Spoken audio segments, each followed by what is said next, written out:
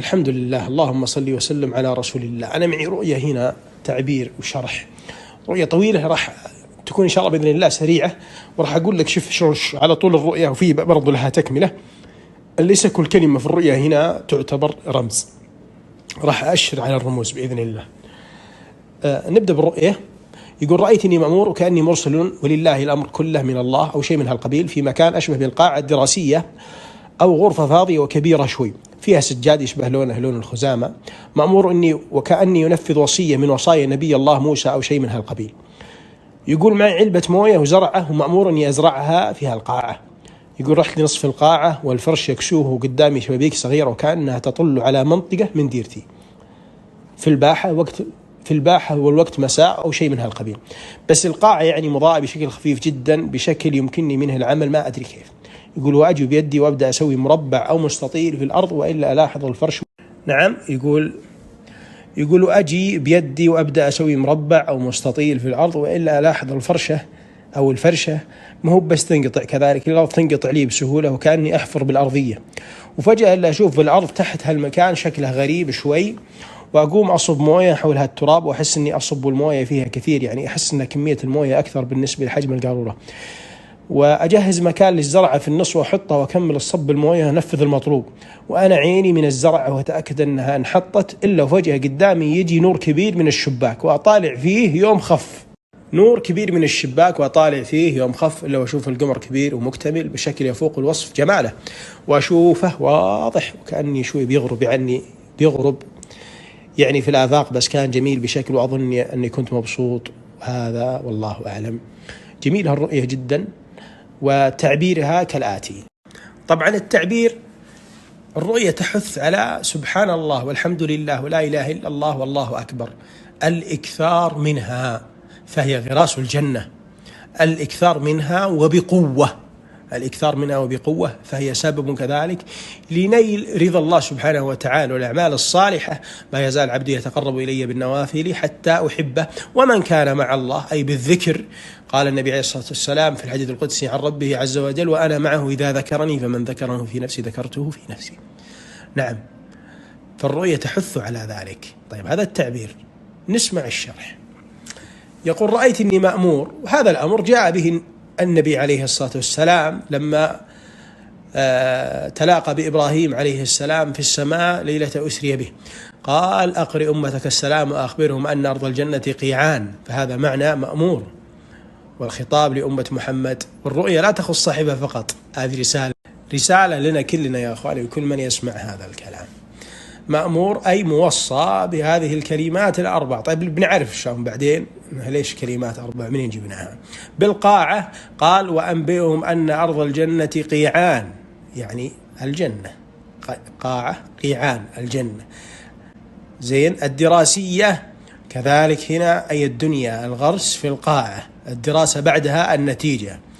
أو غرفة فاضية وهم في الغرفات آمنون، يقول سبحانه وتعالى. واضح؟ بعدين يقول: أشوف أني أنفذ وصية من وصايا نبي الله موسى وإبراهيم عليه السلام. موسى هنا رمز للأخذ بقوة، العمل بقوة، لأن موسى عرف عنه القوة، والوصية إنما هي وصية إبراهيم عليه السلام، وفهم اشتركا فإبراهيم موسى عليه السلام رمز للقوة، وموسى كذلك رمز للنبي. النبي من؟ إبراهيم، لذلك هي وصية. يقول: فأخذت بهذه الوصية، معي علبة موية وزرعة، طبعا هذه هي الغراس. يقول: رحت لنصف القاعة والفرش يكسوه، قدامي شبابيك صغير وكأنها تطل. طبعا هذا الكلام ما نستفيد منه كرمز. ثم يقول: جيت عند مكان بشكل خفيف إضاءة، هذا الله سبحانه، هداية الله له سبحانه وتعالى لهذا العمل، للإضاءة الخفيفة. قال الله سبحانه وتعالى: اخرج الذين آمنوا من الظلمات إلى النور. واضح؟ هذا رمز، لكن ما يعتبر، أو بالأصح نسميه شاهد. ثم يقول: بدأت أعمل بيدي، هذا كذلك شاهد لا يعتبر رمز. شوف هنا يقول: مربع أو مستطيل، 4 كلمات: مربع أو مستطيل. سبحان الله، الحمد لله، لا إله إلا الله، الله أكبر. أنبئهم أن أرض الجنة قيعان وأن غراسها سبحان الله والحمد لله ولا إله إلا الله والله أكبر، أي هذه الأربع. زين. المربع والمستطيل كلها ب4 أضلاع في الأرض.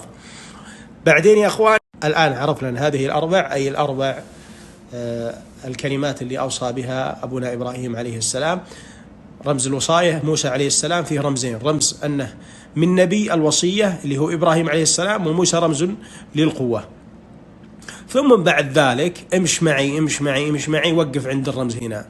فجأة اللي قدامي يجي نور كبير في الشباك وطالع فيه يوم خف. هنا هذا الكلام كلام كبير مرة، يقول نور كبير من الشباك وطالع فيه يوم خف، إلا وأشوف القمر كبير. القمر هنا رمز إلى الله سبحانه وتعالى.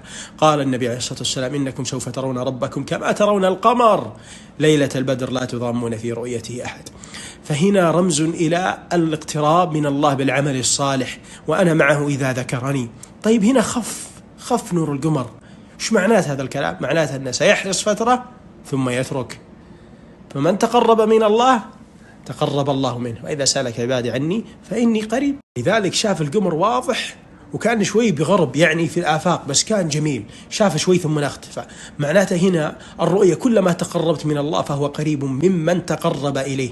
تبتعد أنت، والحقيقة القمر ما ابتعد، لكن نحن إذا غبنا، ونحن إذا ابتعدنا، ونحن إذا قصرنا، قال الله: نسوا الله فأنساهم أنفسهم، نسوا الله فنسيهم.